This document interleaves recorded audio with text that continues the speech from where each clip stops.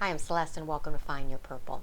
Well, this morning I got irritated with someone and sent an email, not cuss words or anything like that, but I was clearly irritated with something they had not done. And it reminded me of a verse in the Bible that I read just recently in Matthew.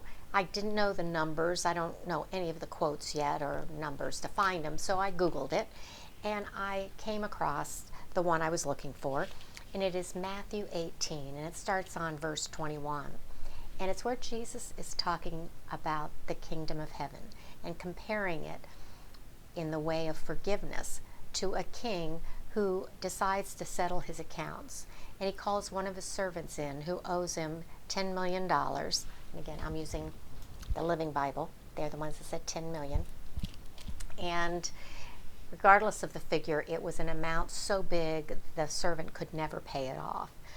The king decides he's going to sell the servant and the servant's wife and kids. And the servant throws himself at his feet and begs for forgiveness and time to pay off the debt. And the king decides to forgive the debt, and he lets the servant go free. Now, after being forgiven $10 million, the man goes home, and he goes to a peer, another servant, who owes him money. And it's $2,000 in this case. And so the person demands that money be paid back. Well, the guy doesn't have the money to pay back, and he begs for more time. And the servant, who had just been forgiven $10 million, won't forgive him, and instead insists that he goes to jail until the debt is paid. Somehow the word gets back to the king, and he calls the servant in, and he says, "Wait a minute, I forgave you $10 million. How is it you couldn't forgive $2,000? And in his anger, he throws the guy into prison for the rest of his life.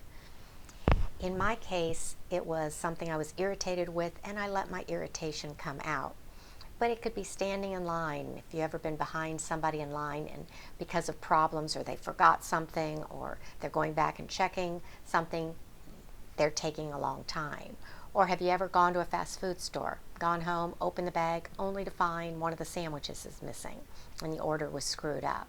There's a lot of daily irritations that can happen.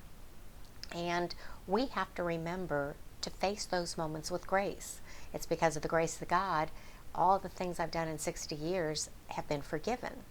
Now I've got to take that grace and share it with those around me. So I think by reading the Bible every day and reading the parables and letting them sink in, there may be more instances where I do something and immediately a parable or something comes to mind, like it did today, that reminds me of, whoop, I got to check myself, because that wasn't the reaction I should have had. In my story, I ended up sending an apology email. I kind of liked that it did bring up a verse for me. A few months ago, that would have never happened. That was my talk for the day. So as always, grab your cup of tea, sit back, and let's start sharing.